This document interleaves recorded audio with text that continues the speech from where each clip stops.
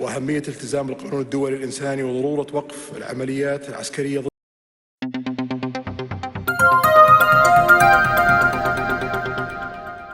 Israel का आतंक दिन ब दिन बढ़ता ही जा रहा है गाजा स्ट्रिप पर फिलिस्तीन के लोगों के ऊपर। लेकिन आज हमारे पास में दो बड़ी खबरें आ रही हैं। उनमें से एक अच्छी खबर है गाजा के लोगों के लिए और एक शायद बेहद ही बुरी खबर है। अस्सलाम वालेकुम, मैं हूं ताहा नसीम, आप देख रहे हैं TN अरब हिंदी न्यूज और मैं आप लोगों के लिए लेके आया हूं इसराइल गाजा वॉर को लेकर कुछ बड़ी अपडेट्स। इसके अलावा सऊदी अरब से भी कुछ अहम खबरें आ रही हैं, तो सभी खबरों के बारे में विस्तार से बात करेंगे। आप लोगों से गुजारिश है वीडियो में शुरू से लेकर आखिर तक बने रहें ताकि सही अपडेट्स आप लोगों तक पहुंच पाए। और चैनल पर नए हैं तो चैनल को सब्सक्राइब करना ना भूलें। पहले बुरी खबर की बात कर लेते हैं, उसके बाद जो है आपको अच्छी खबर भी बताऊंगा। तो बुरी खबर यह है कि इसराइल ने अपने लोगों को इजिप्ट, जॉर्डन और तुर्की से निकालने की सलाह दी है। एक एडवाइजरी जारी की है इस्राएली ऑफिशियल्स ने और उन्होंने अपने सभी नागरिकों से जो कि तुर्की, जॉर्डन और इजिप्ट के अंदर रह रहे हैं उनको वहां से वापस इसराइल आने के लिए कहा है और अपने लोगों से यह भी कहा है कि इन देशों में जाने से बचें। तो इससे आप अंदाजा लगा सकते हैं क्योंकि इजिप्ट भी जो है इसमें अब कूद रहा है। और इसके अलावा अगर हम GCC की बात करें, गल्फ कॉर्पोरेशन काउंसिल, या फिर OIC की बात करें, ऑर्गेनाइजेशन ऑफ इस्लामिक काउंसिल, जिसके अंदर 60 से 70 देश आते हैं जो कि सभी मुस्लिम देश हैं और वह सारे देश फिलिस्तीन के साथ में खड़े हुए हैं। तो ये थी बुरी खबर क्योंकि इजराइल अब प्लान कर रहा है, यूं कहे, इजिप्ट के ऊपर हमला करने की। लेकिन आखिर ऐसा इजराइल क्यों प्लान करेगा, इसके लिए मैं आपको जो अच्छी खबर थी वह भी दे देता हूं। दो खबरें हैं इजिप्ट से हमारे पास में।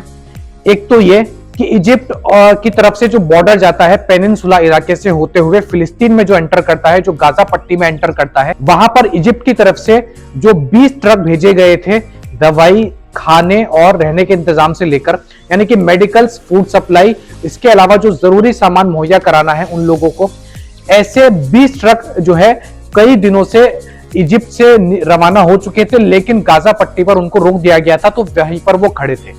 आज उनको परमिशन मिल गई है और अब जो है मदद गाजा स्ट्रिप के अंदर, गाजा पट्टी के अंदर फिलिस्तीन के लोगों को पहुंचाई जा रही है। आज इजिप्ट की तरफ से 20 फर्स्ट एड के ट्रक, उनमें खाने का सामान है, दवाइयां हैं और ट्रॉमा मेडिसिन है, या अगर कोई ज्यादा ही गंभीर होता है तो उसके लिए जो इमरजेंसी मेडिसिन लगती हैं वह सारे सामान हैं। तो ऐसे 20 ट्रक इजिप्ट की तरफ से गाजा पट्टी में एंटर हो चुके हैं। तो इसका मतलब यह है कि अब गाजा के लोगों को रिलीफ मिल सकता है क्योंकि उनकी तरफ मदद अब आ चुकी है। इसके अलावा बड़ी खबर यह है कि इजिप्ट ने इस पूरे इसराइल फिलिस्तीन के मामले के ऊपर एक इंटरनेशनल काउंसिल मीटिंग बैठाई है, जिसमें हो सकता है कि ये प्लान कर सके कि इसराइल को किस तरीके से रोकना है। क्योंकि इसराइल ने तो अपने काफी सारे स्टेटमेंट में ये क्लियर कर दिया था कि हम गाजा को मिटाकर रहेंगे, वो चाहे गाजा के लोगों की बात करें या फिर वहां के इंफ्रास्ट्रक्चर की बात करें, बिल्डिंग्स की बात करें। इसराइल को अब ये नहीं दिख रहा है कि हमारे वॉर से हम जो मिसाइल दाग रहे हैं, जो हम उनके ऊपर हमला कर रहे हैं, उसमें बच्चे मर रहे हैं, आम नागरिक मर रहे हैं, या फिर फिलिस्तीन की जो आर्मी है, जो हमास की मिलिटेंट है, वे लोग मर रहे हैं।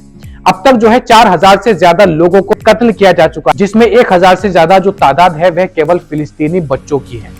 तो इससे आप अंदाजा लगा सकते हैं किसी भी वॉर में किसी हॉस्पिटल पर हमला करना यह कोई नियम नहीं होता और इलीगल वेपन्स का इस्तेमाल करना यह भी कोई नियम नहीं होता। इसी के चलते सऊदी अरब के अंदर जो GCC और एशियन, यानी कि the association of south east Asian nation की जो मीटिंग हुई है कल यानी जुम्मे के दिन, उसमें मोहम्मद बिन सलमान ने यही कहा है कि हम सबको इसके लिए कोई हल जो है निकालना पड़ेगा और इसराइल के इस रवैये को जल्द से जल्द रोकने के लिए इंतजामात हम सबको मिलकर करने पड़ेंगे।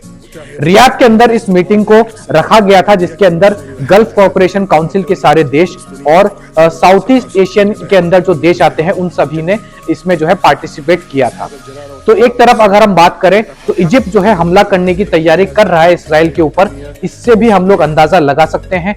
और इसी वजह से इसराइल ने अपने लोगों को इजिप्ट, जॉर्डन और तुर्की से निकालने की बात कही और वहां जाने से मना भी किया है।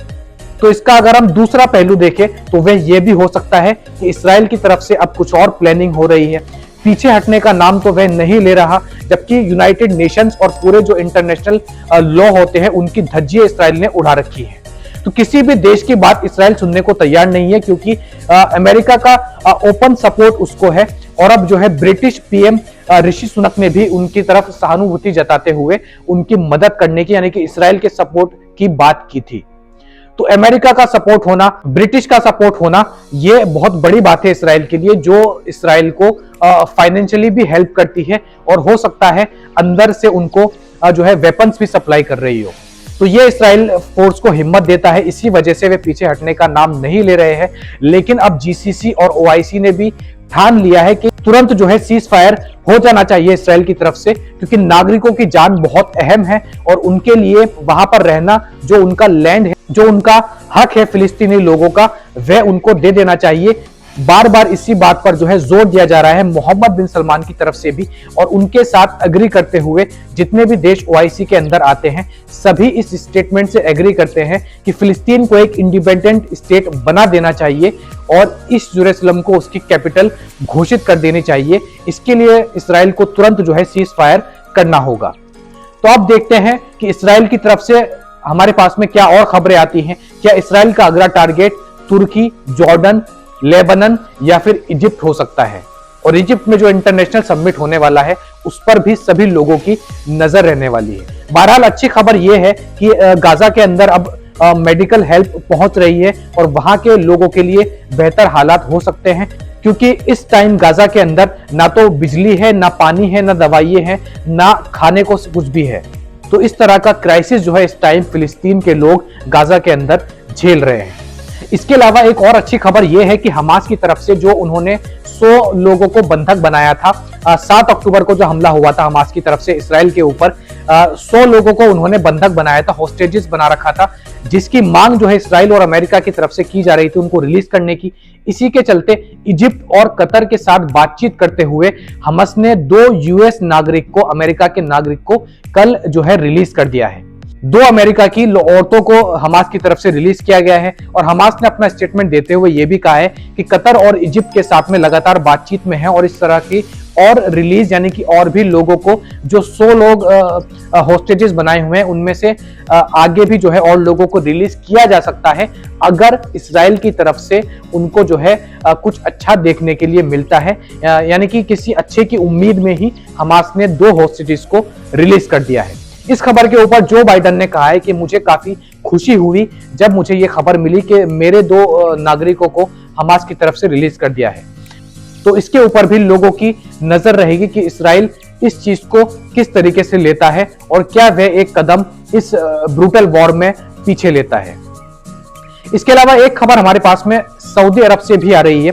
सऊदी अरब के रियाद में एक खतरनाक एक्सीडेंट हुआ है जिसमें 2 कारों की भिड़ंत में 2 औरतें जो है काफी ज्यादा गंभीर रूप से घायल हो चुकी हैं। दोनों ही सऊदी शहरी ये औरतें बताई जा रही हैं। बहरहाल दोनों को एयर एम्बुलेंस की सुविधा से अस्पताल में भर्ती कराया गया है और उनका अब इलाज चल रहा है। हालांकि दोनों की ही कंडीशन जो है वह बहुत ज्यादा क्रिटिकल बताई जा रही है।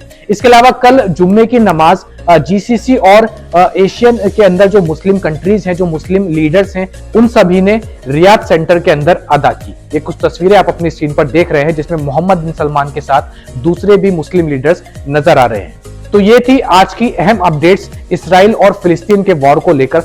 उम्मीद करता हूं कि इसराइल की तरफ से अब इस टेरर अटैक को रोका जा सकता है, क्योंकि जीसीसी, एशियन कंट्रीज और जितने भी ओआईसी के अंदर मुस्लिम देश आते हैं उन सभी की ये मांग है कि तुरंत जो है सीज फायर गाजा के अंदर हो जाना चाहिए। खबरें काम की लगी हो तो चैनल को सब्सक्राइब करना ना भूले और वीडियो को लाइक भी कर दे। मैं ताहा नसीम अब आपसे इजाजत चाहता हूं। इंशाल्लाह कल आपसे फिर मुलाकात होगी मजीद खबरों के साथ। तब तक अपना ख्याल रखें और फिलिस्तीन में जुल्म झेल रहे लोगों के लिए लगातार जो है अल्लाह से दुआ करते रहें।